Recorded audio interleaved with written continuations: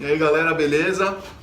Primeiro bate-papo aqui, eu vim aqui buscar um cara muito foda que eu já acompanho há um tempo, Emerson.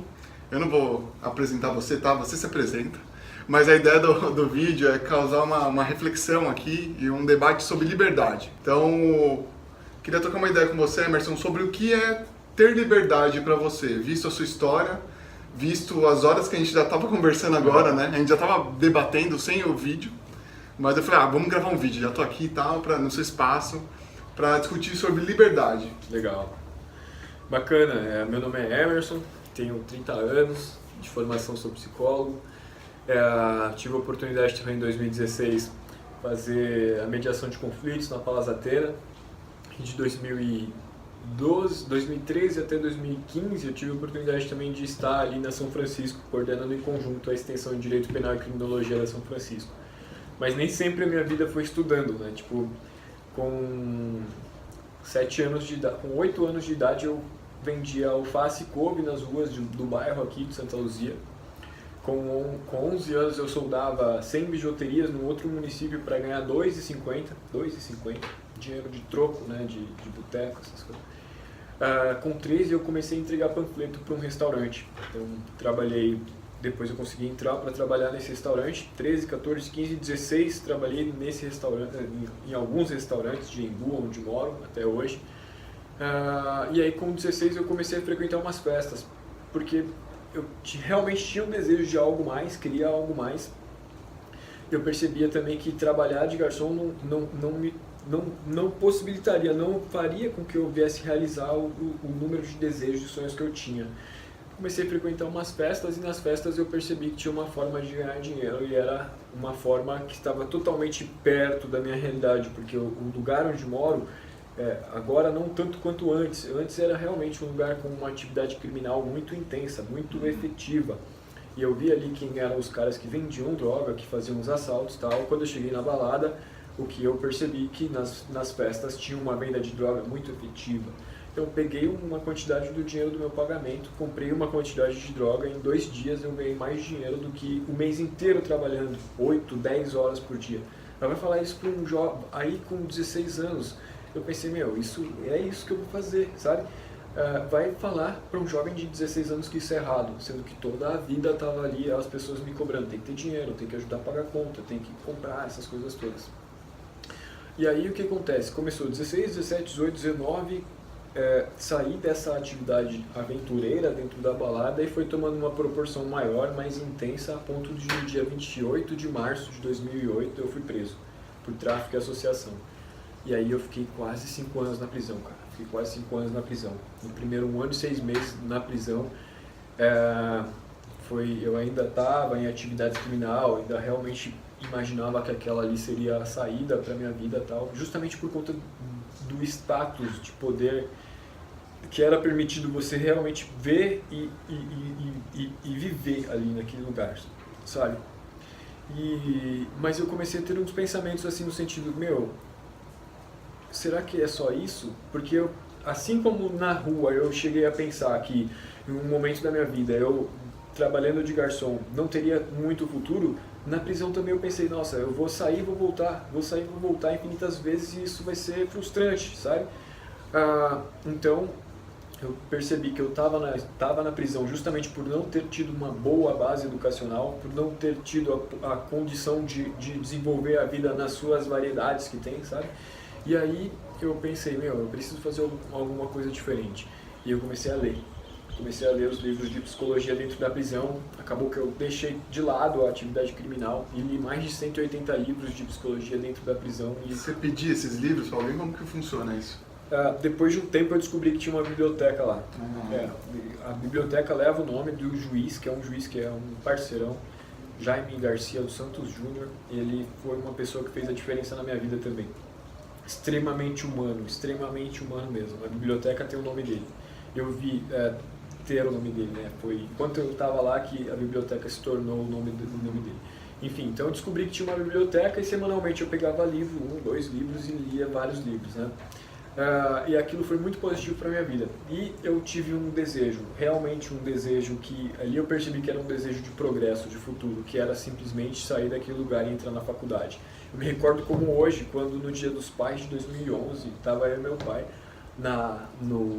em volta à quadra, e aí eu falei pro meu pai, eu sei que eu não sou o primeiro a ter passado pela prisão na história da família, na história da família da minha mãe, na história da família do meu pai, não tinha sido eu o primeiro a passar pela prisão. Mas observando essa história, também na história dos dois, nenhuma das duas famílias tiveram a chance de entrar na universidade. E aí eu falei pro meu pai, eu sei que eu não sou o primeiro a passar pela prisão, mas eu vou ser o primeiro a sair daqui e entrar na universidade. E esse era o meu sonho, esse era o meu desejo. E eu saí em 2012, em maio de 2012, passou 3 meses eu entrei na faculdade. No ano passado eu terminei a faculdade de psicologia, que era o que eu iniciei falando, né? Formação, psicologia e tal. Foi muito positivo. Nesse meio tempo, trabalhei muito tempo empregando ex-detentos também, justamente entendendo que nos últimos 40 anos a gente prendeu, e isso não tem diminuído a insegurança social, tem crescido mais ainda, porque o cara que vai por um pequeno delito, ele chega na prisão, ele vê aquela cultura criminal extremamente ativa e os processos muito claros, e ele acaba deixando se levar por aquela cultura que está muito clara, sabe? E aí, ao invés da sociedade ganhar, no sentido de recuperar alguém, ela acaba empurrando alguém para essa cultura, e essa pessoa acaba vivendo essa cultura e realmente introjetando a parte criminal na vida. E a maioria que pensa assim? A maioria.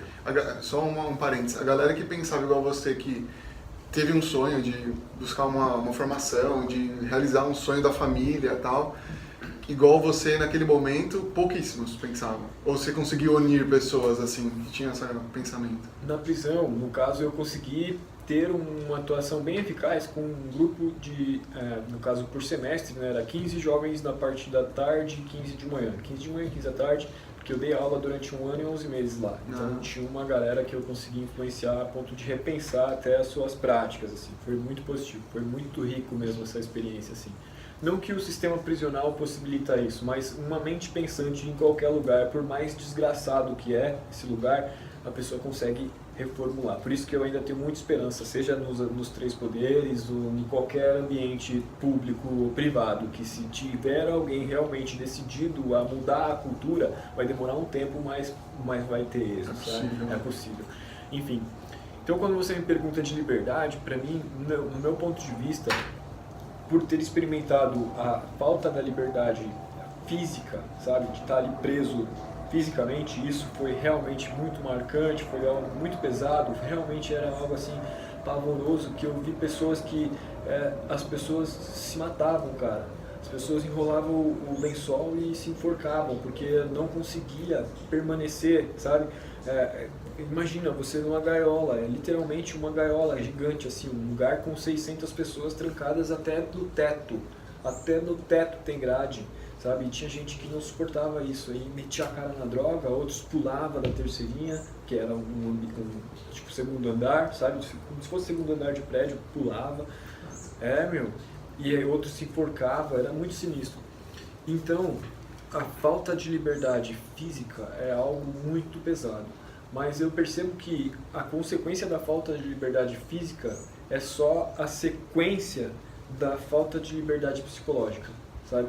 Porque a pessoa, quando ela vive num estado de prisão corpórea, ela já está caminhando na prisão psicológica há muito tempo, sabe? Numa prisão psicológica da falta de crença que quem rege a vida e que pode levar a vida para algum lugar melhor. A falta de esperança da construção de um futuro melhor, isso é uma prisão.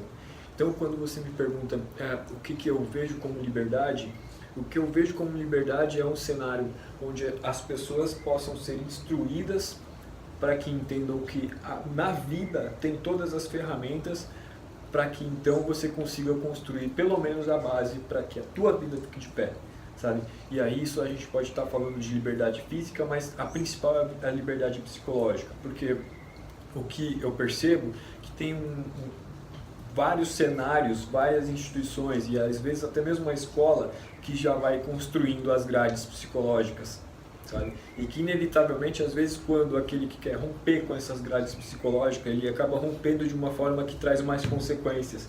E uma dessas consequências é a prisão física, é a grade física. Então, na minha opinião, a liberdade é justamente essa condição de você não se limitar como pessoa, de você reconhecer a potência que é a vida e colocar o teu tempo a serviço de construir e impactar mais com essa potência. Como se fosse uma semente numa terra, sabe?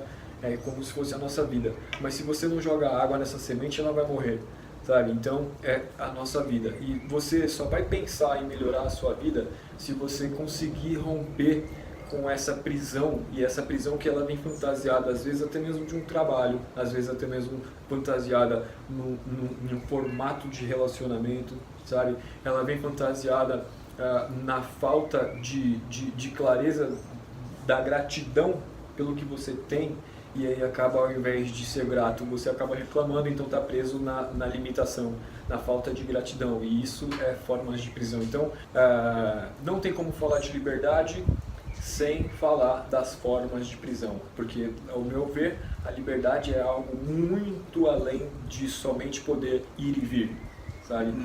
Às vezes, muitas pessoas estão vivendo até mesmo um estado de prisão, ou seja, a falta de liberdade, e é um estado de prisão psicológico. Prisão, vamos resumir, uma prisão no sofá, em frente à TV, sabe? E aí, vivendo na sua vida a faísca dos sentimentos que estão sendo disponibilizados na televisão. Mas quem quer viver sentimento que a televisão compartilha? Eu quero viver o sentimento na minha pele de verdade, sair pra rua, correr, pular, viver mesmo, sabe? Então, se você não vive isso, se você não consegue experimentar essa forma de liberdade, então você está num regime de prisão, sabe? Então, liberdade é um tema que é muito amplo, muito me interessa, mas assim, não sei se eu pude deixar essas provocações, não, talvez. Total, mais, né? porque eu vejo que muito se fala de mentalidade hoje em dia, mindset. Eu gosto de falar em português, né? A mentalidade é realmente essa condição mental, o que você falou, né? Essa questão mais psicológica do ser. Se ele não pensa que ele pode fazer tal coisa, ele não consegue sentir aquilo dentro da química corporal, né, física, e realmente ele não vai agir para fazer algo, né? Sei lá, seja montar uma empresa, seja alcançar algum bem, seja, sei lá, na fase, né, adolescente ainda, chegar numa menina numa balada, sei lá. Se a pessoa não pensa que ela pode, ela nunca vai agir de uma forma que consiga algo. E isso, eu acho que foge do âmbito material, né? Mas é muito da crença. Eu vejo que muita gente se aprisiona assim. Eu vejo que a gente tem uma geração parecida, né? E eu vejo que a galera mais nova ainda, com esse boom de redes sociais, e cada vez mais a gente fixo no âmbito digital e olhando para a vida das pessoas, uma mentira que né? Porque é uma mentira. Você olha no Instagram, pelo menos, eu só posto os momentos legais da minha vida, né? Eu não vou postando os momentos tristes. E eu deixo aquilo até como sei lá, um diário de recordações positivas, assim. Mas se a pessoa começa a olhar e fala, puta, olha, a vida do cara é muito boa, né? Realmente ele consegue conquistar tudo que ele quer e tal. Mas é uma mentira aquilo. E aí as pessoas às vezes se aprisionam olhando, né, referências que é uma mentira. Que é postura. É muito louco, né? E o que não é mentira, né? Porque a gente pode ver que até no cenário político, cara, o que é isso? Na realidade, praticamente são pequenos acordos que interessam e beneficiam poucas pessoas, e no final sai uma foto pra postar e enganar as pessoas. Pô, foda. Política que é essa? Foda. Né? É uma outra forma de aprisionar em grande escala. Né? Total. E eu vejo que, sei lá, eu tive muita afinidade com você quando a gente se conheceu a primeira vez, pela questão educacional, assim, né? Eu também acredito muito no poder da educação transformar, e eu sou um dos caras que eu projeto muito, sei lá, os meus negócios, a minha vida em tentar transformar aqui, sabe? Cara, eu nasci no Brasil, tem muita coisa para mudar, eu acho que é o Brasil que a gente tem que transformar. E eu vejo que você tem muito esse propósito, até falando do Reflexões da Liberdade, né? Tô com a camiseta aqui, né? E conta mais desse projeto, assim, qual que é o intuito do projeto em trazer essa bagagem que você tem da vida para poder promover isso com um público mais jovem? Legal, Reflexões da Liberdade é um projeto que leva a cultura de paz e desenvolve competências emocionais nas escolas, justamente por conta de perceber que às vezes nas próprias escolas os jovens estão já vivendo um tipo de prisão. A prisão de não reconhecer que é por via da educação que se evolui na vida, sabe? Porque a forma com que está posta a prática educacional não é uma forma tão atraente. Então, nas escolas a gente tem essa metodologia, né, que leva a cultura de paz e desenvolve competências emocionais, e ela é replicável em escola, empresa e presídio. Justamente entendendo que as prisões do Brasil estão extremamente cheias, né, lotadas, porque nas escolas aqueles alunos que são tidos como alunos problemas estão sendo postos para exclusão, mas na realidade esses alunos que hoje são vistos como aluno problema são os alunos que são os mais disruptivos, que às vezes têm mais influência, têm mais voz, mas acaba sendo excluído, acaba sendo jogado para escanteio. E aí o que acontece? A escola já começa a fechar a porta, a sociedade fecha a porta e o crime nunca fecha a porta. E aí esse jovem ele acaba observando no crime uma possibilidade de colocar para fora toda essa potência que é a vida, sabe?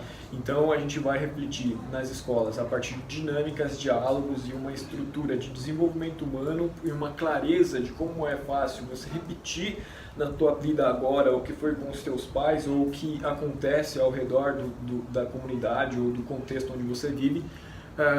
Então a gente leva esse conhecimento, essa clareza, justamente com um plano básico de estruturar melhor o futuro, de pensar como que você pode literalmente ser um agente transformador, no mínimo da tua vida, sabe? Porque eu poderia sentar lá depois de sair da prisão, poderia sentar e falar, nossa, céus, a vida agora já era, cheio de preconceito, cheio de porta fechada, mas não, eu falei, eu não vou parar com isso, eu vou para frente, então a gente pode ir para frente, sabe? Pode, quando você começa a buscar algo melhor para sua vida, por pior que seja por pior que tenha sido o seu passado, por maiores erros que você tenha cometido, se por mais que todas essas marcas que ficaram na tua vida você não parou e você ainda está buscando, putz, não é possível que aquele que tem a condição de estender a mão para você vai deixar de estender, tá? Então é meio que isso aí. E eu até, encerrando nesse contexto, eu vejo que até o erro que você cometeu e você buscar dar a volta por cima, teve um momento, eu não sei se isso aconteceu de uma forma consciente, mas teve um momento de auto-perdão nesse meio tempo, assim, né?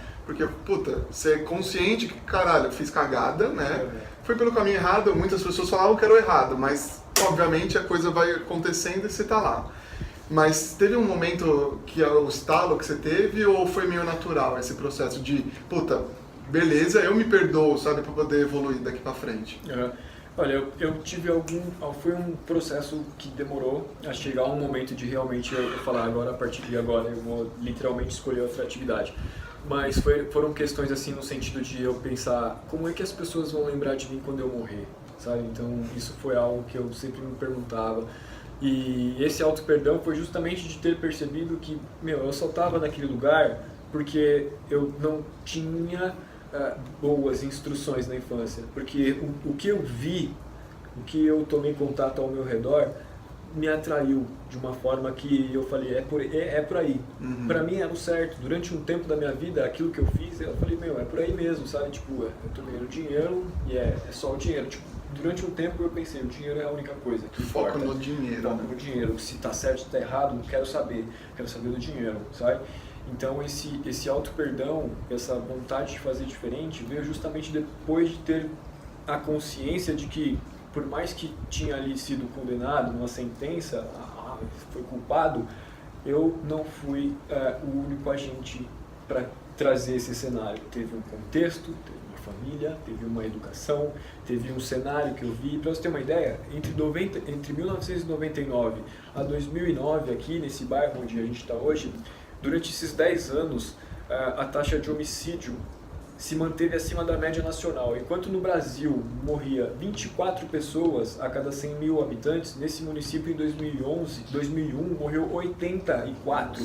Cara, eu vi gente morrer nessa rua, tipo, quase todas as ruas desse bairro, sabe? E por quê? Por conta do crime, sabe? Então, enquanto alguns morriam, outros estavam desfilando de carro, vendendo droga e praia e todas essas coisas, e aí eu fui deixando me levar por aquilo, porque naquilo eu estava sentindo emoções e sentindo outras formas de poder, então é meio que nisso. Então eu cheguei a pensar, eu tô nessa porque eu vi isso. Se eu olhar para o outro lado, por isso que eu olhei pro livro, Porque no livro eu comecei a enxergar, principalmente nos livros de psicologia, eu consegui enxergar dentro.